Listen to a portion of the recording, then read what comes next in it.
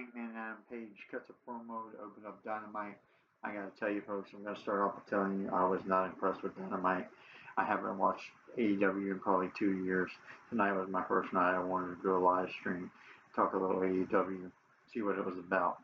It really wasn't that good. Hangman comes out, he talks a lot of Spanish. The guy in my chat was saying how boring it was. I was agreeing. It was boring to me, too. Then up next, we had a 14-man tag.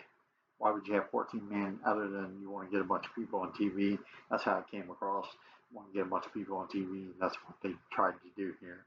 And it was a bunch of flippy floppy, spot monkey, young bucks loving match. It looked like an indie promotion. That's what we were getting, $1 million indie promotion.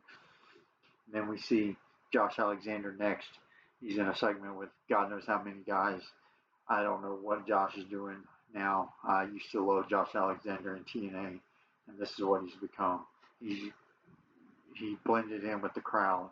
He didn't stand out at all. This was a guy who was top of the card, was a world heavyweight champion, was a real main eventer, looked like one. Now he's presented in a way where he's just another average Joe. Up next, we get Mark Briscoe versus Okada. This was good stuff. First good thing of the show tonight.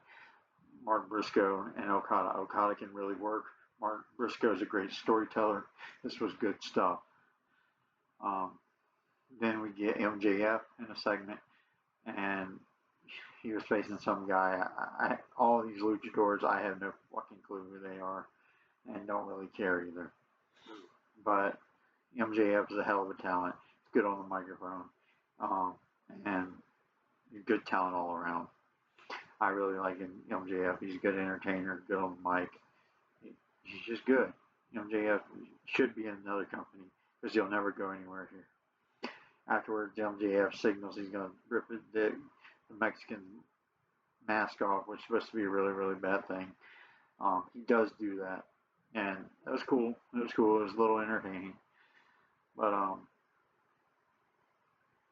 the next match was supposed to be for 4 million pesos. Who the hell gives a fuck? What can you buy with 4 million pesos? A cup of coffee? I don't really know. But I don't really give a damn about that match. More flippy floppy, jumping all around, X Division, Young Bucks loving that indie style match. And all I got to say is flippy flop. That's what we're saying, flippy flop. And some guy named Horrigan, I don't fucking know. He won the match. Hooligan, or I did know it because I remember it's supposed to be something that's transparent. I can't remember what it was. Hologram. There you go. Then Mercedes wins the 50 millionth women's title that she's apparently won in all these companies she's worked for. And up next, it's clear that they're probably going to put the AEW women's title on her too. Tony Storm comes out, makes an appearance, and it's clear that Mercedes is probably going to win all the championships. But anyways, they build towards that. At least they're building towards something. At least they're trying to do storytelling, because God knows there wasn't a lot of storytelling in this show. And then the alcoholic himself, Jon Moxley, makes his debut in his match, and God knows there's 50 million people in this match too. And Jon Moxley comes out. I've already said, look, the company's getting sued because this guy still has a job. I don't understand it. I'll never understand it. They're getting sued. They're going to lose lots and lots of money if it don't put them out of business. And they still employ this guy. It's ridiculous. It's absolutely ridiculous. But neither here nor there. The alcoholic gets showcased in a positive light. I don't understand their logic behind it. And AEW really sucks. That's all I can say. Anyways, that's my view. That's how I see it. I'll try to tune in next week.